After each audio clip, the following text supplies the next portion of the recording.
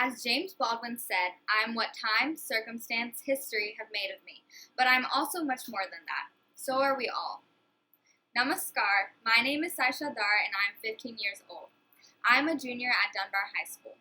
In this video, I will be discussing about how the monarchs of Kashmir have impacted the Hindu culture. However, I am not an authority on the subject and this is based on my research. While I was researching, the material before 1339 was essential in understanding the shift of culture, so I have added it in this video. I'm going to take you to a time machine unlike any other, and we will start all the way back in 2449 BC. Ready to travel back in time? Gonanda I was the first king of Kashmir in 2449 BC, according to Raj Tharagni of Kalhana, and Gonanda II followed him. The Shankaracharya temple in Srinagar of Lord Shiva was constructed by Gonanda king Gopaditya, who also housed the Brahmins in a village nearby. Under the Gonanda kings, Kashmir became a part of the Mauryan Empire. Ashoka, the emperor, introduced Buddhism into the valley, mainly influenced by the Sarvastivada school, which led to more temples being built. Many other rulers came and went, including the Kushan and Kirkota empires, when the Martanda Surya temple was built. Around this period, Vasugupta wrote the Shiva Sutras, which established the foundation for a monastic Shaiva system called Kashmir Shaivism. Abhinav Gupta, a philosopher, mystic, and musician born in 950 CE, wrote Tantra Loka, a text including both ritualistic and philosophical aspects of Kashmir Shaivism. In the late 1950s, Queen Dida acted as the ruler of Kashmir when her husband, Sema Gupta, the previous king of Kashmir, died from a fever. She was one of the very few female monarchs in Indian history, as Kashmir regarded women higher than other societies did at that time. After Queen Dida's death in the year 1003, Kashmir was ruled by the Lohara dynasty, because she was the daughter of the king of Lohara. Kashmir had two administrative offices, Kamras and Mahras, which were both under the Mandalesa, or governor. A third Lohara division was added during this rule. Many claim that the weak and corrupt rule of the Lohara dynasty allowed for foreign invasions of Kashmir. Let's fast forward to 1320. A fierce Mongol warrior named Zulgadar Khan, or Dalucha, invaded Kashmir with 70,000 soldiers. Raja Suhadev was ruler at that time and he fled to Kishtawar across Pir Panjal. The invasion was short but fatal for Hinduism in Kashmir and became a torchbearer of Muslim rule. The Lucha left the valley along with 50,000 Brahmins as slaves through Devsar Pass, but everyone perished in the snowstorm. Raja Sudeva's commander-in-chief, Ramchandra, took over the reins, making Rinchen his chief administrator, who was a fugitive from Ladakh or Tibet and was employed in the court.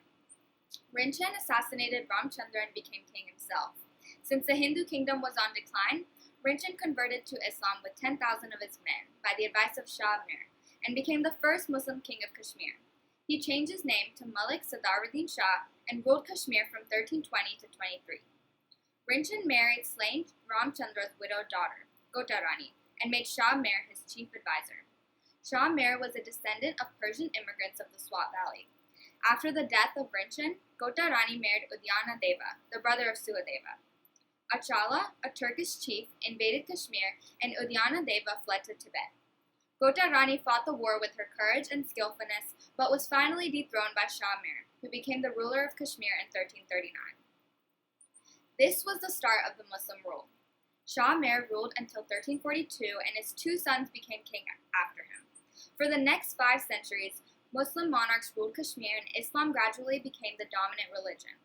Between 1389 and 1420, Sultan Sikandar and Sultan Ali Shah, the 6th and 7th Muslim rulers, achieved success in converting Kashmiri Hindus to Islam.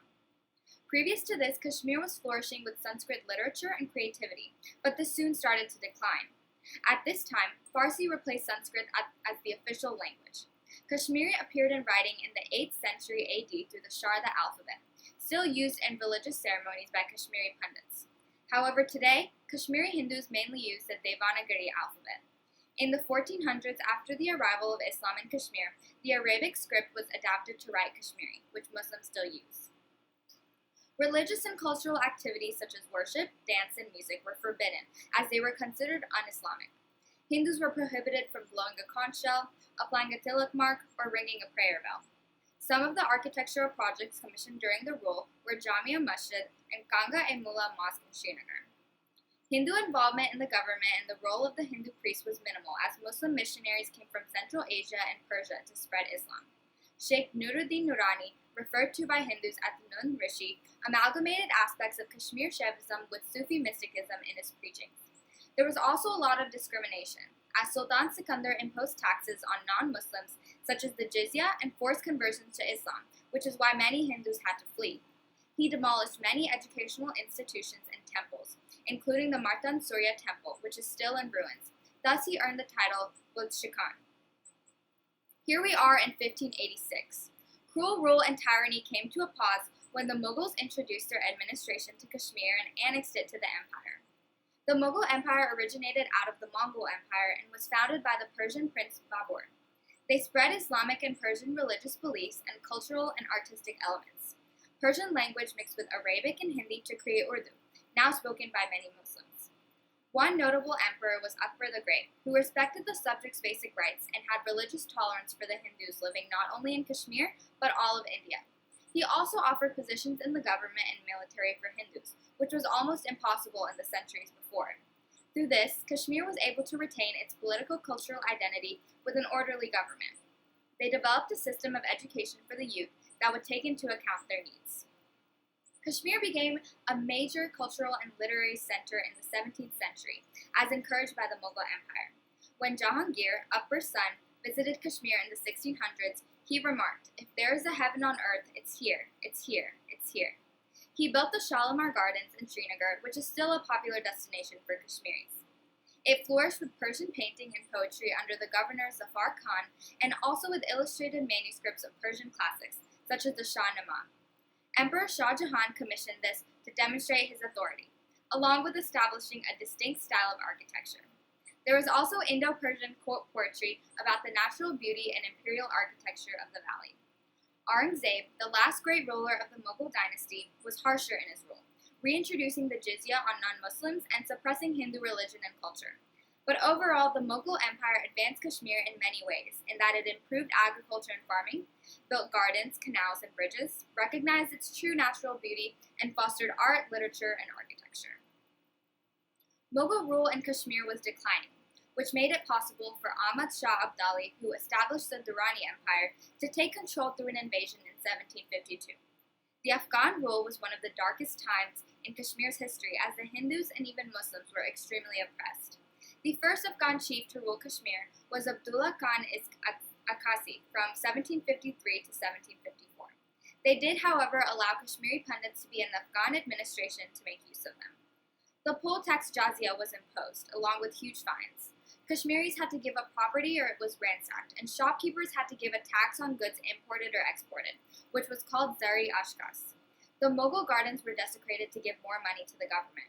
There were also natural disasters such as earthquakes and floods, which caused famines and epidemics that deteriorated the socio-economic conditions of the region.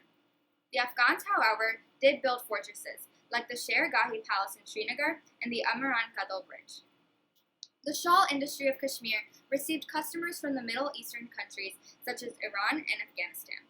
However, there was monopolization and economic exploitation of the Kashmiri workers, and they were kept in a state of semi-bondage for the benefit of the Afghans, which reduced the artistic zeal as seen in previous years, and the industry lessened. There were also increasing tensions and hostility between Kashmiri pundits and Muslims. Harsh restrictions on rituals and practices were placed on the Hindus, which stopped their religion and culture from thriving. Azad Khan placed pundits in grass sacks and drowned them in Dal Lake, and that part of the bank is still called the Graveyard of Pundits. Now let's travel to 1819. Since the Afghan rule was very oppressive, Birbal Dhar, a revenue collector, asked Maharaja Ranjit Singh, the ruler of Punjab, for help. He commanded an army to go conquer Kashmir, but was stopped by the Durrani army of Jabar Khan in the Battle of Shopian, which the Sikhs won and gained Kashmir.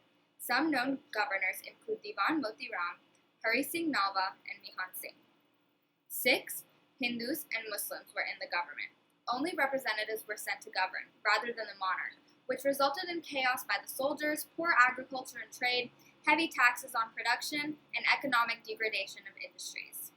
They were more concerned with obtaining a revenue rather than justly treating the people, who were living in poverty and starvation and labored under them for the popular shawl and other industries. The Kashmiris even lost their land grants, or jagirs, which were instead given to the religious institutions and priests. The Sikhs stopped both Pandits and Muslims from becoming wealthy, which was taken from them in Nazrana, or presents. The Sikh, like the Afghan rulers, did not advance the art and architecture of the society. The official language was not changed. Instead, some beliefs and elements of the Sikh religion or culture were retained. Kashmiri Pandits were not treated as harshly, and Diwan Motiram even banned cow slaughter. Many Muslims moved to Punjab. The state, though, was ruled on secularism principles. Later governors did encourage the shawl trade and built gurdwaras at Baramulla and Srinagar. The British Indian government, after the First Anglo-Sikh War, gave Kashmir to Maharaja Gulab Singh, a Hindu Dogra Rajput who was the hereditary Raja of Jammu. Gulab Singh was now ruler of the Dogra dynasty of the princely state of Jammu and Kashmir in 1846 through the Treaty of Amritsar. Dogras were considered a vessel of British imperial power, with non-Dogras being inferior. The state included Ladakh, whose people were Tibetan and practiced Buddhism, Central Kashmir, who were mainly Muslims and a minority of Hindus, and Jammu, a combination of Hindus, Muslims, and Sikhs. Dogri language was brought to Jammu. Since this was a Hindu rule, the Pandits were not oppressed and religiously persecuted like they were in the years before, having renovated temples. There was also higher education for the state to become progressive and modern, like schools for both boys and girls, and the silk industry offered many jobs. Kashmiri Pandits were able to be in the civil bureaucracy and even the prime minister, such as Pandit Ram Chandar Kak.